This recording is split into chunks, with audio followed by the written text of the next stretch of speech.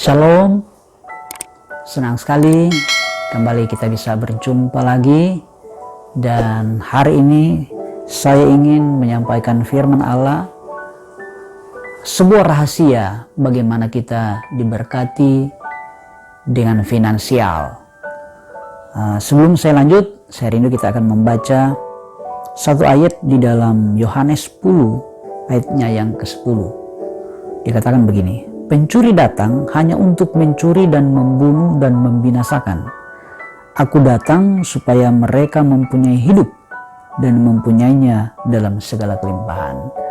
Tuhan Yesus berbicara tentang dua pengaruh, yaitu pengaruh roh, ya, dari roh jahat dan roh Allah, yang adalah Allah itu sendiri, karena Allah itu adalah roh.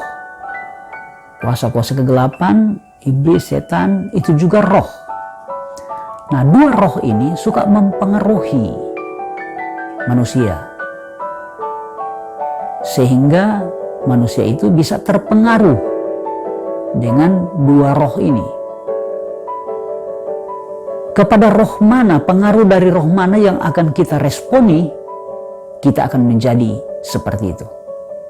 Nah, di dalam pembacaan kita tadi itu berbicara, yang pertama adalah pencuri. Pencuri itu berbicara dari roh jahat. Dia punya tujuan cuma satu, yaitu mencuri, membunuh, dan membinasakan. Dia akan mempengaruhi hidup kita, tujuannya cuma satu, menghancurkan hidup kita. Sebaliknya, roh Allah atau Tuhan atau Allah itu sendiri, dia juga mempengaruhi manusia untuk membuat kita hidup dan hidup dalam kelimpahan. Tergantung respon kita. Kita meresponi pengaruh yang mana? Ketika kita meresponi pengaruh kuasa jahat, maka hidup kita pasti hancur. Tetapi kalau kita meresponi Allah, meresponi roh Allah dalam pengaruh-pengaruhnya dalam hidup kita, maka kita akan hidup dalam kelimpahan. Haleluya. Itu sebabnya Bapak Ibu Saudara sekalian, mari kita berkomitmen saat ini. Kita akan meresponi semua pengaruh dari roh Allah. Kita meresponi semua pengaruh dari Allah. Kita meresponi pengaruh-pengaruh dari Tuhan. Dan Tuhan selalu mempengaruhi kita lewat firman-Nya. Ketika kita dengar firman Tuhan dan kita responi firman Allah, maka kita akan hidup dalam kelimpahan. Nah, itu sebabnya saya rindu kita akan belajar firman Allah, bagaimana supaya kita bisa hidup dalam kelimpahan secara finansial. Kenapa? Karena Tuhan punya kerinduan agar supaya kita hidup dalam kelimpahan, ya, karena tujuan Tuhan adalah membuat kita hidup dalam kelimpahan. Kalau saudara baca di dalam Matius pasal 19 ayat 29 dikatakan begini, dan setiap orang yang karena namaku meninggalkan rumahnya, saudaranya laki-laki atau saudaranya perempuan, bapak atau ibunya, anak-anak atau ladangnya, akan menerima kembali 100 kali lipat dan akan memperoleh hidup yang kekal. Tapi saudara sekalian, kata 100 kali lipat itu berbicara tentang kelimpahan. Artinya kalau kita mau mengikut Tuhan sungguh-sungguh, kita akan hidup dalam kelimpahan. Di dalam Kejadian pasal 26 ayat 12, ini berbicara tentang kisah dari Ishak, ya. Maka menaburlah Ishak di tanah itu, dan dalam tahun itu juga ia mendapat hasil 100 kali lipat, sebab ia diberkati oleh Tuhan. Jadi Ishak itu diberkati oleh Tuhan karena dia mendengar firman Tuhan. Tuhan katakan, engkau jangan pergi ke Mesir, engkau tinggal di situ.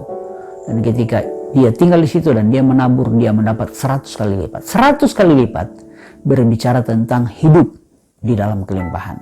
Nah, itu sebabnya sekali lagi saya mau katakan bahwa Tuhan sangat rindu agar supaya setiap kita yang percaya kepadanya itu hidup dalam kelimpahan. Tetapi seringkali kita tidak bisa menikmatinya, tidak menerima kelimpahan dari Tuhan. Kenapa?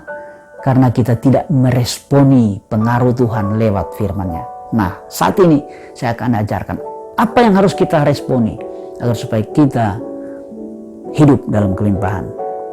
Yang pertama, Tuhan mau kita harus punya hubungan yang erat dengan Dia. Hidup kita harus nempel. Itu saudara boleh baca di dalam Yohanes 15 ayat yang kelima. Dikatakan begini, akulah pokok anggur dan kamulah ranting-rantingnya. Barang siapa tinggal di dalam aku dan aku di dalam dia, ia berbuah banyak. Sebab di luar aku kamu tidak dapat berbuat apa-apa. Jadi nomor satu, kita harus punya hubungan dengan Tuhan. Dan hubungannya itu adalah hubungan yang erat, yang tidak boleh dipisahkan, bagaikan pokok dan ranting, ya. Karena kalau kita terpisah sedikit saja, 1 mili saja kita terpisah, ranting dari pokok, ranting itu akan mati dan tidak menghasilkan buah. Tetapi kalau kita lengket, kita punya hubungan yang erat dengan Tuhan, maka kita akan menghasilkan buah. Kita akan hidup dalam kelimpahan. Yang kedua, kita harus mengikuti aturan Tuhan di dalam hidup berkelimpahan. Nah, hidup berkelimpahan itu ada syaratnya, saudara.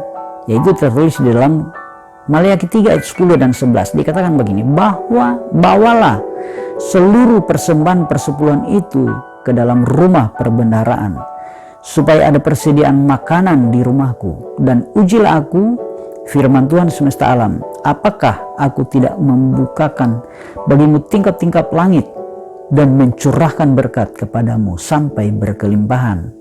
Aku akan menghardik bagimu belalang-belalang, supaya jangan dihabisinya hasil tanahmu, dan supaya jangan pohon anggur di padang tidak berbuah bagimu, firman Tuhan semesta alam. Jadi saudara-saudara, Bapak Ibu Saudara sekalian, memberikan persepuluhan itu kepentingannya buat kita. Yang pertama, Tuhan akan membuka tingkap-tingkap langit dan mencurahkan berkat. Ini secara mujizat, secara ajaib Tuhan akan melakukannya, karena Dia berkuasa atas alam semesta. Yang berikut, Dia akan menghardik belalang pelahap. Artinya kebocoran-kebocoran dari perekonomian kita, keuangan kita, itu tidak akan terjadi karena Tuhan akan jaga. Sehingga tidak ada pemborosan-pemborosan, pengeluaran-pengeluaran yang tidak terduga, dan pengeluaran yang tidak perlu. Tuhan akan menjaga secara ajaib. Mujizat akan dinyatakan dalam hidup kita. Sehingga pendapatan, harta yang kita peroleh itu terjaga.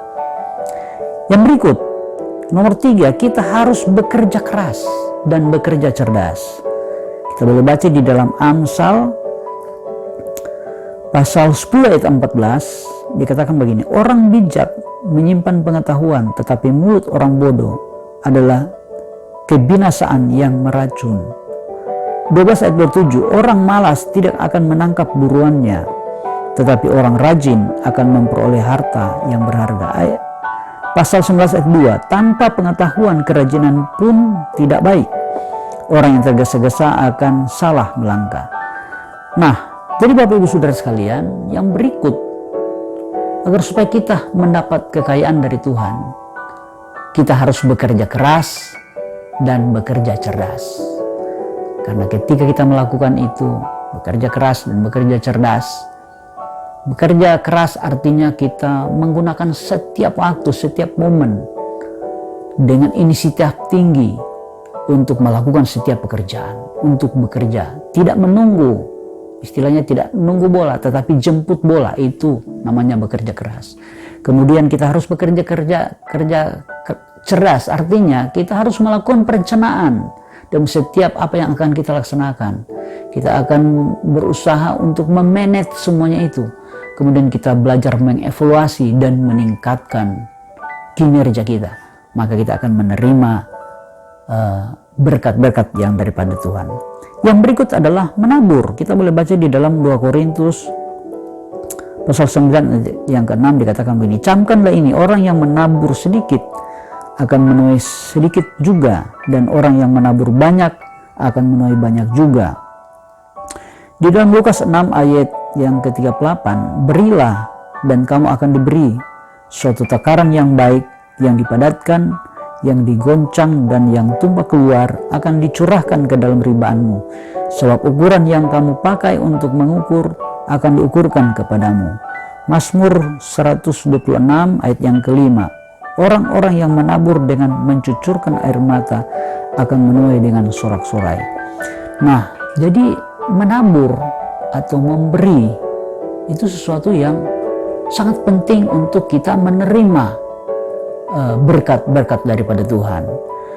Sebab ketika kita menabur sedikit, kita akan menuai sedikit. Kalau kita menabur banyak, kita akan menuai banyak.